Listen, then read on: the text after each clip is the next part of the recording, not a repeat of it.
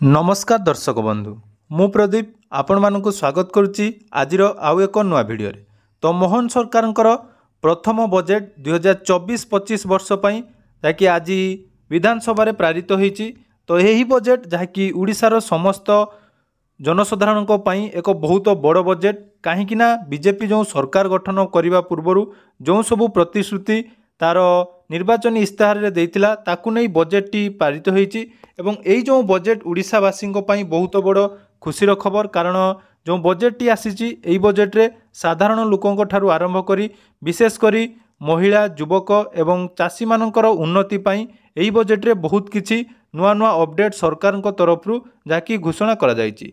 तो एथर जो budget T आसी जहाँकि 2,65,000 कोटी टंकार बजेट एवं उड़ीसार समृद्धि पाई बा उड़ीसार विकास पाई राज्य सरकार प्रथम बजेट जहाँकि आसी जाइछि। तो आसंतु आजिर यही बजेट रे कौन कौन नुआ नुआ अपडेट आसीची विशेषकर जदि आमे देखिबा चाषी भाई मानक पई बहुत बड़ खुशीर खबर मध्य आसीची एवं जो वार्धक्य भत्ता सुभद्रा योजना एने सरकार कौन घोषणा करिसंती ता विषय रे संपूर्ण डिटेल्स आजिर यही वीडियो रे जानिबा।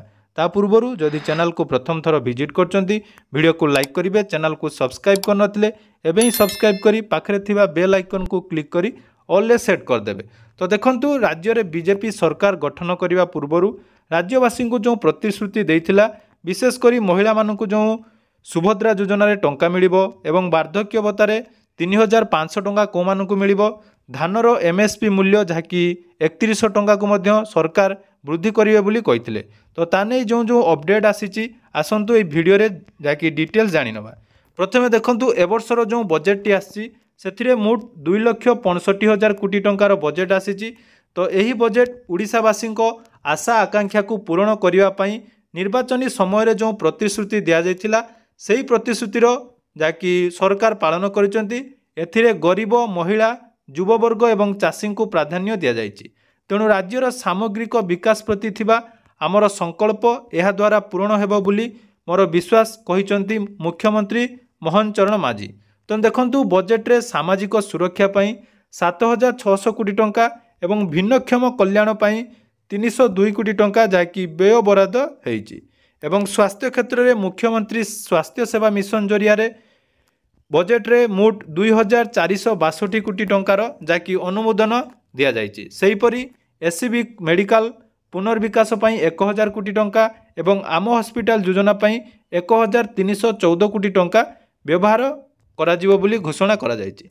आउटे देखंतु जो आयुष्मान भारत योजना वर्तमान जो सरकार लागू करिया पाई जाउचंती तेणु এই आयुष्मान भारत एवं प्रधानमंत्री जन आरोग्य योजना पाई 500 कोटी टंका एवं गोपबंधु जन आरोग्य योजना पाई 3,056 कोटी टंकार जहाँकि व्यय बरादा राज्य सरकार तरफ करा जाइछि। आ गोटे बड़ अपडेट जहाँकि सुभद्रा योजना पाई बजेट रे मध्य व्यवस्था करा जाइछि। तो यही सुभद्रा योजना रे जो 10,000 कोटी टंका व्यय बरादा करा जाइछि तो सही 10,000 कोटी टंका विनिमय रे राज्य रे थिबा महिला मानकू वार्षिक 25,000 टंका 2 वर्ष पाई 50,000 टंकार जहाँकि अर्थ प्रदान करा जिवो। तेणु खूब जल्दी यही सुभद्रा योजना मध्य सरकार तरफ आरंभ होगा पाई जाउछि।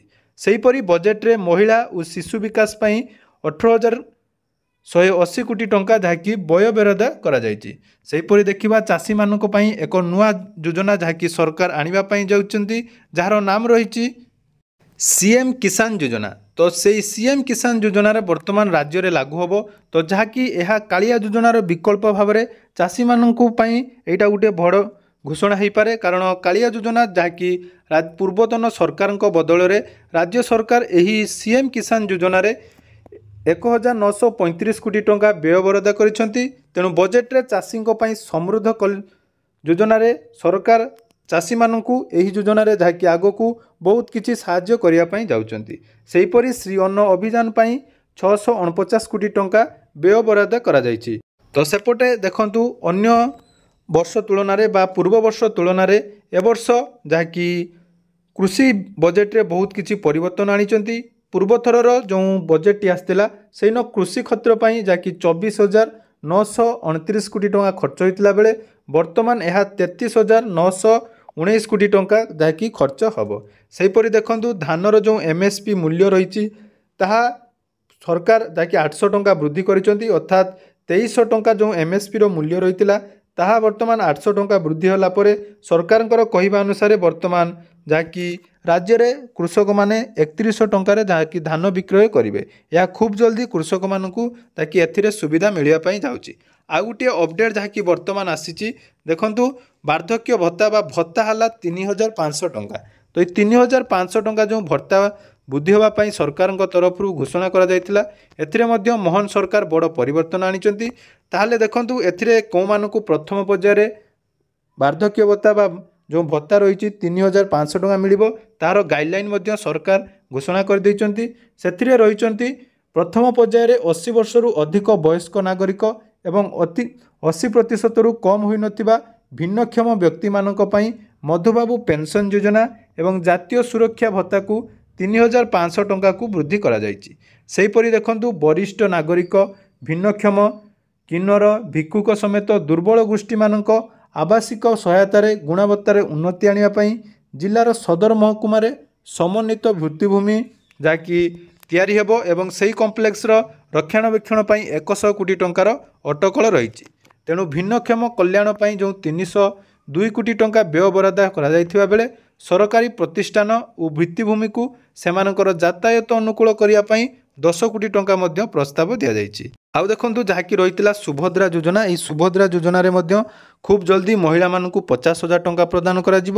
ତ କେଉଁ ମହିଳାମାନେ ଏହି ଯୋଜନାର ଲାଭ ପାଇବେ, ଖୁବ୍ ଜଲ୍ଦି ସରକାରଙ୍କ ତରଫରୁ ଏନେଇ ମଧ୍ୟ ଅପଡେଟ୍ ଦିଆଯିବ। ଏବଂ ଆଉ ଗୋଟିଏ ଅପଡେଟ୍ ଯାହାକି ରହିଛି, ସରକାର ଏଥର ଯେଉଁ ବଜେଟ୍ ଆଣିଛନ୍ତି ସେ ବଜେଟ୍ରେ ସାଧାରଣ ଲୋକଙ୍କ ପାଇଁ ବହୁତ ଭଲ ବଜେଟ୍ଟି ରହିଛି। କାରଣ ଯେଉଁ ସବୁ ବଜେଟ୍ରେ ନିର୍ବାଚନୀ ପ୍ରତ୍ୟାହାରରେ ବା ନିର୍ବାଚନୀ ଇସ୍ତାହାରରେ ବିଜେପି ସରକାର ଗଠନ କଲା ପରେ ଯେଉଁ ଯେଉଁ ସ୍କିମ୍ର ଆରମ୍ଭ କରିବା ପାଇଁ କହିଥିଲା, ଏହି ବଜେଟ୍ରେ ସେ ନେଇ ଯାହାକି ନୂଆ ବ୍ୟୟ ବରାଦ କରାଯାଇଛି। ତେଣୁ ଆଶା କରିବା ସରକାର ଯେଉଁ ନୂଆ ବଜେଟ୍ ଆଣିଲେ ଏଥିରେ ଓଡ଼ିଶାର ସମୃଦ୍ଧ ବିକାଶ ହେବା ସହିତ ଲୋକମାନଙ୍କର ଆର୍ଥିକ ସ୍ଥିତି ମଧ୍ୟ ଯାହାକି ବଦଳିଯିବ। ଏହା ଛଡ଼ା ଦେଖନ୍ତୁ ଆହୁରି ମଧ୍ୟ ବହୁତ କିଛି ନୂଆ ନୂଆ ବଜେଟ୍ ପାଇଁ ସରକାର ଯାହାକି ଅର୍ଥ ଦେଇଛନ୍ତି। ସେଥିରେ ରହିଛି ଓଡ଼ିଆ ଅସ୍ମିତା ପାଇଁ 200 କୋଟି ଟଙ୍କା ଏବଂ ସରକାର ଗଠନ ପରେ ପ୍ରଥମ କ୍ୟାବିନେଟ୍ ବୈଠକରେ ଯେଉଁ ଶ୍ରୀମନ୍ଦିରର କର୍ପସ୍ ଫାଣ୍ଡଟିକୁ 500 କୋଟି ଟଙ୍କା ଦିଆଯିବ ବୋଲି ସରକାର ଘୋଷଣା କରିଛନ୍ତି।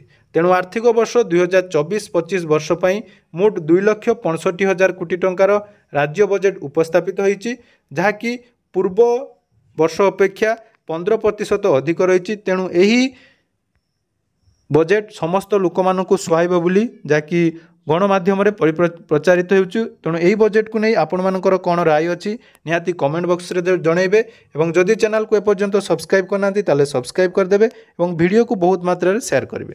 ଧନ୍ୟବାଦ।